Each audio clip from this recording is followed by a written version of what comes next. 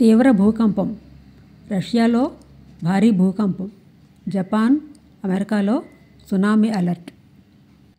రష్యాలో 8.8 తీవ్రతతో బలమైన భూకంపం సంభవించింది. ఈ భూకంపం కారణంగా జపాన్, అమెరికా, సంయుక్త రాష్ట్రాలలో సునామీ హెచ్చరికలు జారీ చేశారు. దాదాపుగా 30 దేశాలు ఈ సునామీ ప్రభావానికి లోను కానున్నాయని అంటున్నారు. రష్యాలోని కమ్చట్కా ద్వీపకల్పంలో ఈరోజు 8.8 తీవ్రతతో తీవ్ర భూకంపం సంభవించింది. ఈ విషయాన్ని జపాన్ వాతావరణ శాఖ వాళ్ళు వెల్లడించారు. ఈ కారణంగా జపాన్, అమెరికా, గ్వామ్ వంటి పసిఫిక్ తీర ప్రాంతాల్లో కూడా సునామీ హెచ్చరికలు జారీ చేశారు. ఈ ఘటనతో అక్కడ ప్రజలందరూ కూడా ఆందోళనకు గురవుతున్నారు.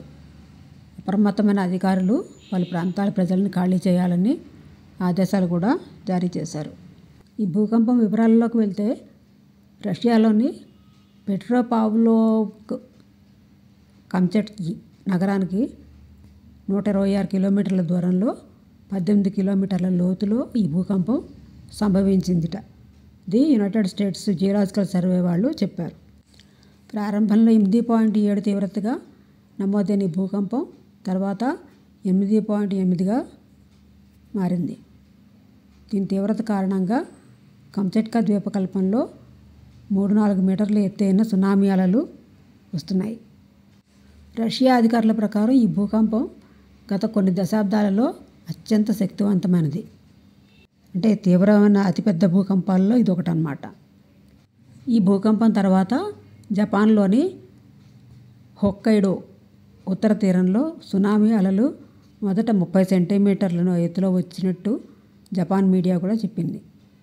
జపాన్ ప్రభుత్వం పసిఫిక్ తీరంలోని ప్రజలకు వెంటనే ఖాళీ చేయాలని ఆదేశాలు జారీ చేసింది. సునామీ అలల వల్ల నష్టం సంభవించే అవకాశం కూడా ఉంది. తీర ప్రాంతాలు, నదీ తీరాల నుండి ప్రజలు వెంటనే ఎత్తైన ప్రాంతాలకు వెళ్ళాలని, సురక్షిత భవనాల్లోకి వెళ్ళాలని ఆదేశించింది.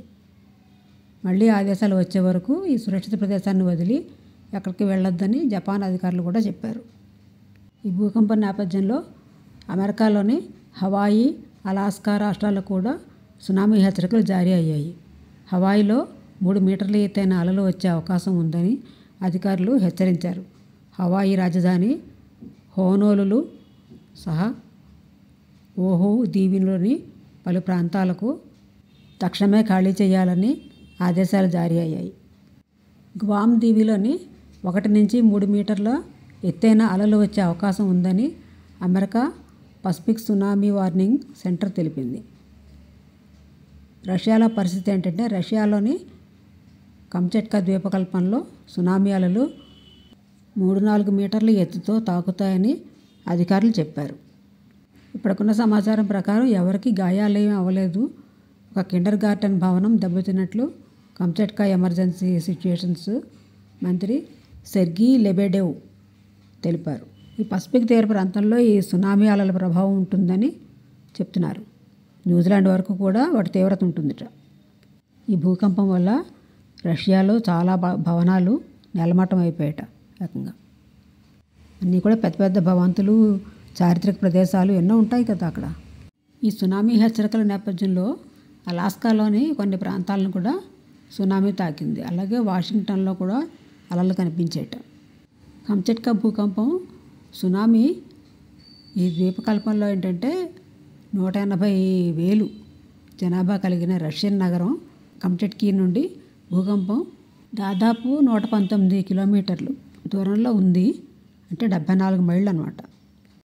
ఈ భూకంపం కూడా బుధవారం తెల్లవారుజాము వచ్చింది ఈ ద్వీపకల్పంలో రష్యాలోని. ప్రపంచంలోనే అత్యంత బలమైన భూకంపాల్లో ఒకటిగా ఇది 4 మీటర్లు అంటే 13 అడుగుల వరకు కూడా ఈ సునామీని సృష్టించిందిట. జపాను, యునైటెడ్ స్టేట్స్లోని చాలా ప్రాంతాల్లో ఈ సునామీ హెచ్చరికలు జారీ చేయబడ్డాయి. ఈ భూకంపం కారణంగా ఒక కిండర్ గార్టెన్ బాగా దెబ్బతిందిట. అలాగే ఈ సునామీ అలలు ఏవైతే ఉన్నాయో అవి ఉత్తర పసిఫిక్ ప్రాంతంలో కూడా ఈ సునామీ బాగా ఎక్కువగా ఉందిట. హవాయి, చిలీ, సోలమన్ దీవులు మరియు న్యూజిలాండ్ వైపు దక్షిణాన ఉన్న తీర ప్రాంతాలకు కూడా సునామీ హెచ్చరికలు జారీ చేశారు. ఈక్వెడార్లోని కొన్ని తీర ప్రాంతాల్లో 3 మీటర్ల కంటే ఎక్కువ ఎత్తులో అలలు ఎగిసిపడే అవకాశం ఉందిట మరి అక్కడ కూడా. ఈ భూకంప ప్రభావం Russia, America, Japan, Chile, Mexico, న్యూజిలాండ్లో కూడా చాలా ఎక్కువగా ఉందిట. తూర్పు చైనా కూడా ఈ తుఫాన్లు మరియు భారీ వర్షంతో ఈ షాంఘై 280,000 మందికి పైగా ప్రజలను సురక్షిత ప్రాంతాలకు తరలించారట. వందలాది విమానాలు మరియు ఫెర్రీ సేవలు కూడా నిలిపేసింది. చైనా తీరంలో కూడా ఊహించిన దానికన్నా చాలా పెద్ద పెద్ద తుఫాన్లు వచ్చే అవకాశం ఉందిట. పసిఫిక్ తీరం అంతటా కూడా ఈ సునామీ అలలు వచ్చాయట. ఈ వీడియో నచ్చినట్లయితే లైక్ చేయండి, సబ్స్క్రైబ్ చేయండి, షేర్ చేయండి, కామెంట్ చేయండి.